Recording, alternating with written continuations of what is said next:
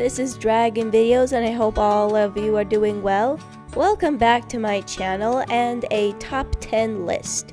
For this list, I'm going to go over some of the most interesting concepts in Hazbin Hotel, as we are waiting for the actual product to actually come on TV or streaming service, as well as the possible date. We all know that it's coming out this summer. For some of you who may not know, this was actually a cartoon that was made by VisiPop, and it focuses on a demon named Charlie who is trying to reform sinners in the hopes that it would decrease the overpopulation in hell. The problem is, it's easier said than done.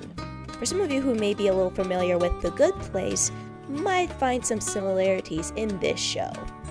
However, I'm going to go over some of the speculations that we'll possibly face throughout the majority of the show. And it may not always be 100% accurate, so I'm going to be taking this as a grain of salt. So without further ado, this is Top 10 Expected Things of Hazbin Hotel.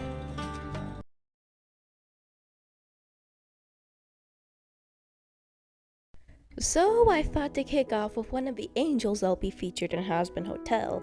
Lute is considered one of the villains in this story. And if some of you who are may not familiar with this type of angel is considered an exterminator, going down during the time of cleansing and eradicate demons at will, or those that aren't lucky enough to escape their wrath. Lute is an air of mystery, and weirdly enough, I think one of the things I'd like to know is her backstory. What's her relationship with Adam, as well as what is the meaning behind her black halo. I know that is only a small detail that not many people seem to make a fuss about, but does anyone besides me find it at least bit strange that her halo is black, considering that, traditionally speaking, halos in angels are gold or white? So, is she the only one who has a black halo? And if so, why? It does feel like there's some air of mystery around her, and she's one of the female characters that I really would like to get to know in this show. However, it won't change the fact that she's going to be one very scary villain. Tell me no one else immediately thought of like the Weeping Angels from Doctor Who.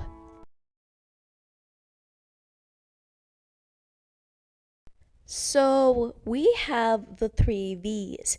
Basically, they're like not the mean girls of a group, but probably way meaner than the mean girls. You have Vox, who's supposedly the eyes and ears, considering the fact that he is known to have all the monitors and technology at the palm of his hands. He died in the 1950s and has a certain charisma to him.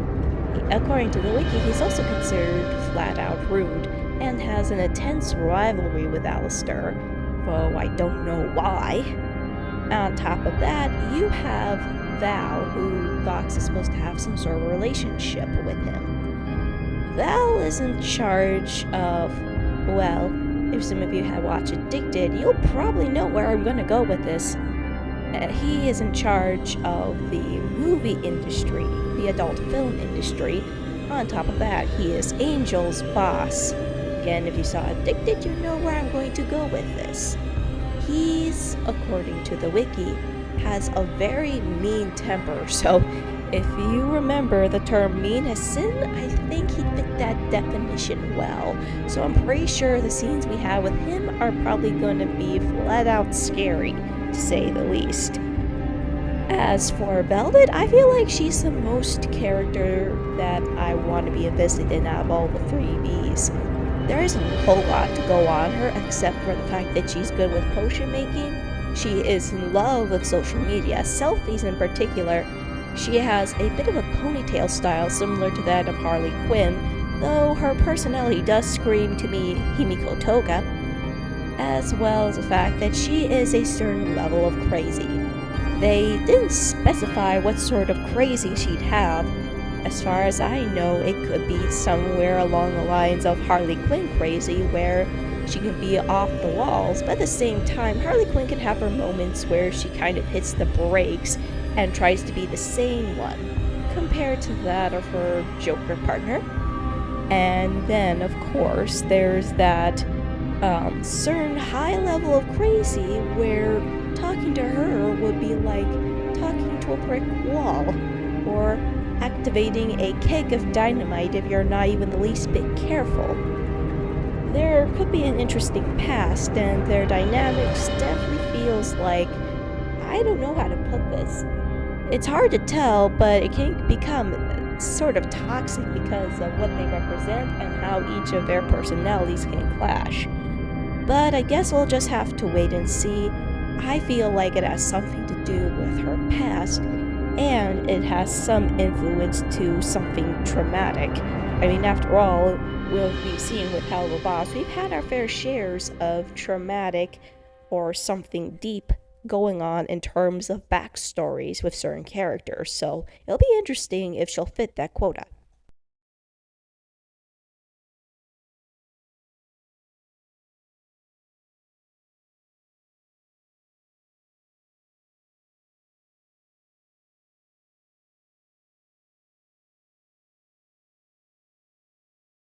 So, not much is known about Vox and Valentino's relationship. According to the wiki, they're supposed to be really good friends, but from what you saw at the sneak peek gif of these two together, it looked like that they kind of give off a little bit more than just friends energy, but that's just my take on it. It seemed like when you pay close attention, Vox keeps his eyes on Valentino, just stares at him longingly, not wanting to take his eyes off him for more than 5 seconds. So there could be sort of a closeness between the two, and it's uncertain if they're going to be having something similar to a Stolitz relationship, where it's going to be unhealthy, but at the same time it gets slowly better with each passing episode. Or if it's going to get worse over time, because these two have very headstrong personalities, and that's just mildly putting it. So I'll be interested of where they're going to go with this. So here's hoping.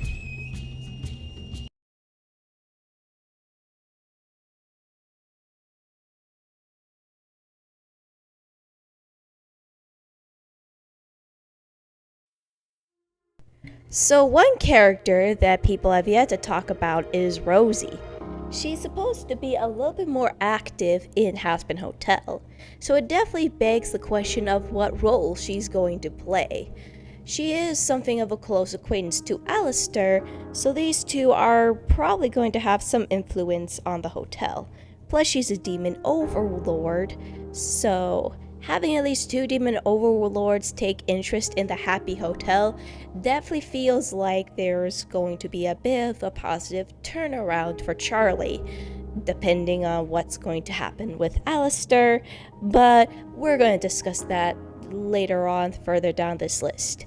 However, I do like of how she's presented as this eccentric Mary Poppins version, where she looks like she might help out Charlie, even if it's for reasons that may not be for Charlie's favor, but might become beneficial later on. But again, I thought of putting her on this list because she isn't as talked about as much as the other characters are, so I thought to just throw it out there whenever possible.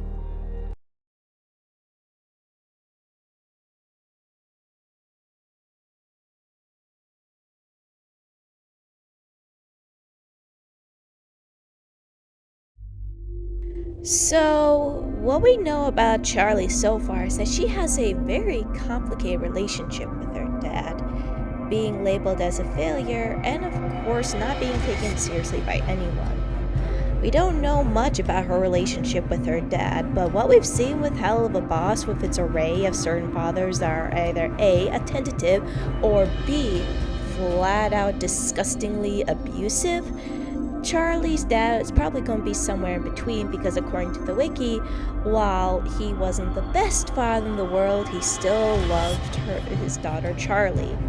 So it does feel like there's going to be some disagreement between the two that might eventually create a huge rift throughout the series, especially for more personal reasons for Lucifer himself.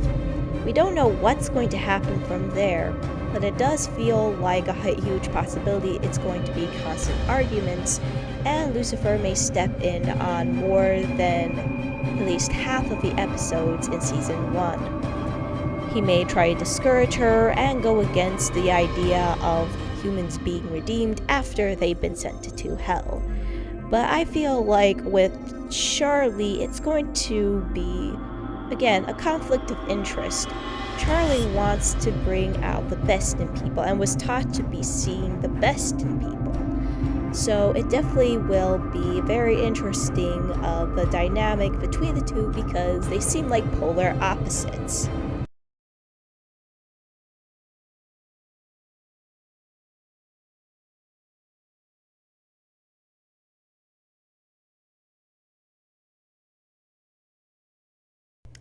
So we've only known several overlords now: Valentino, Alistair, Rosie, and Vox and Velvet.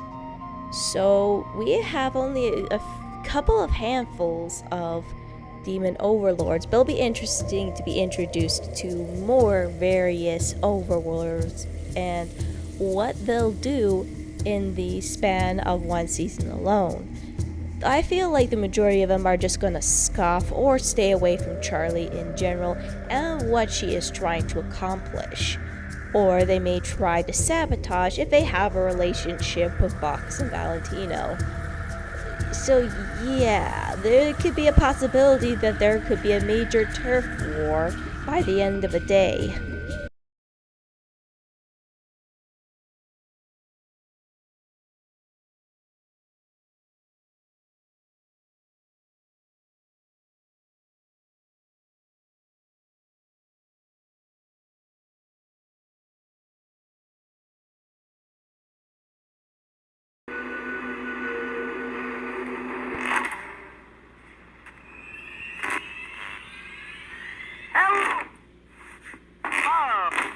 Hey, Baggy? What? The radio demon is at the door. What? Who? What should I do? Well, don't let him in. Yeah, Charlie and Veggie had the right reaction to when Alistair walked right into their lives. He was considered one of the most dangerous demons in all of hell, considering the fact that he may be even more powerful or just as equally as powerful as Vox, Valentino, and Velvet. Well, there isn't 100% guarantee that he's willing to help Charlie out of the goodness of his heart, and he finds redemption ridiculous, considering where they are. He was at least willing to give the idea a try, more than I could say about the other demons that were on the interview.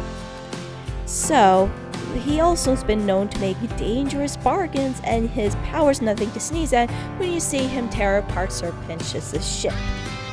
So, definitely raises a lot of eyebrows of what you could possibly expect from this guy. Some people even believed that he'll sabotage Charlie whenever he gets the chance. For me, I feel like some idea would be more improved if we learned a bit more background about him, like learn a bit more about his past. The only thing known about him is that he doesn't like touching, he doesn't like some of the comments that Angel throws around, as well as the fact that he has a phobia of dogs, which I guess is understandable considering how he died. So, I definitely would like to know more about his past and the connection with his mother, whom he likes to talk about very fondly. And it may be that his mom might be the very reason that he is wanting to improve himself, or just something to help him get over some of his pain.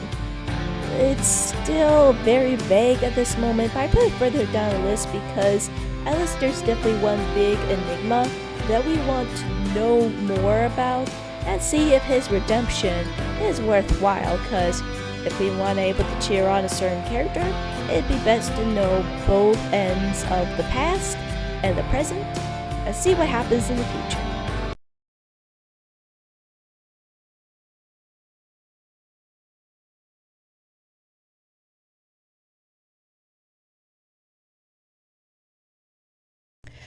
So when we're introduced to Charlie, she's very bubbly and loving, and that she didn't exactly like the idea of watching her people, the residents of Hell, being slaughtered during extermination.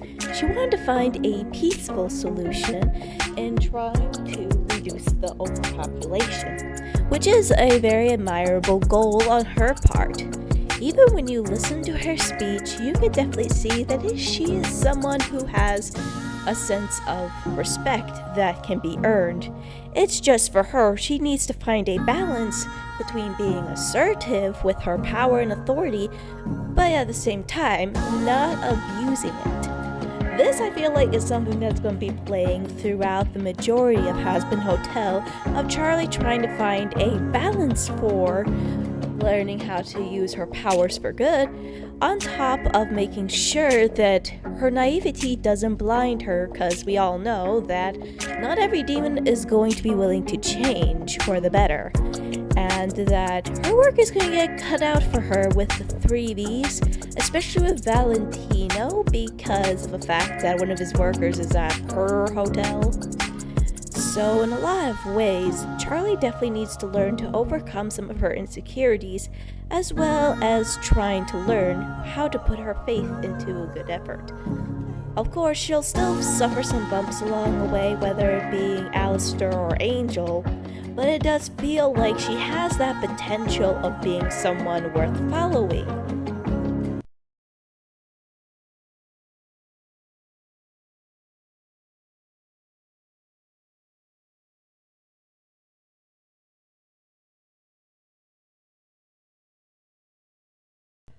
Oh, yes, I think out of all the redemptions we want to see, Angel is probably the biggest one yet. Understandably, this guy is a fan favorite in the Hazbin Hotel fandom, and we can understand why. He has a very solid backstory. His situation definitely makes us sympathize with him, as well as the fact that even though he has a very gruff exterior, it doesn't necessarily mean he's a flat out jerk. He's just in a really bad situation, and both in life and death, he never really caught a break. So it would make sense that he seemed to be the most redeemable thus far. And of course, there's still a lot we don't know going down the road, but his redemption seems the most realistic because he's going to suffer some setbacks due to his drug addiction. I also felt like his name could also be a form of foreshadowing, because Angel usually means a messenger, as well as the fact that considering this is Charlie's goals of trying to get some of the sinners into heaven, it definitely seems ideal that Anthony would be a likely choice and the first ever demon to be redeemed. As well as the fact that his name, his human name, Anthony, means praiseworthy or flourishing, which definitely makes more sense down the line, even though he's very popular in Hell as being an adult film industry actor as well as dancer. It doesn't change the fact that in some ways he's overcoming something very difficult. Slowly but surely, mostly because he's taken the biggest step of trying to break away from his abuser. And not many people in his situation has the luxury or the courage to do that. So considering what he's trying to do with a hotel at the moment is quite admirable in more ways than one.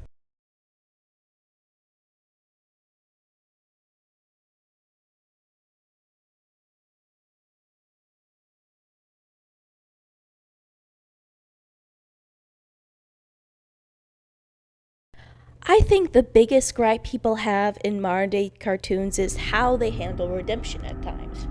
Some have done better than others with trying to make sure that the redemption has some breathing room, especially depending on who's willing to give these channels a chance to actually do their financials without threatening of being canceled on top of that.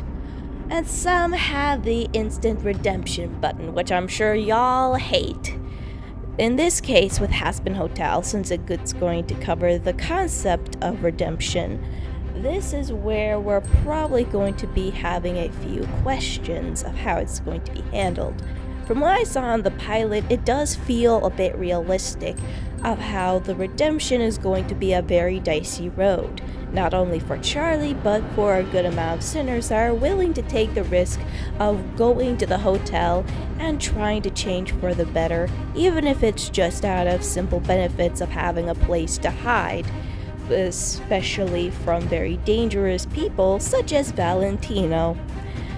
So, these are just my thoughts, and I'd like to hear yours in regards to what would be considered something you'd want to see in Hazbin Hotel. Subscribe and do a like, and this is Dragon Videos signing off.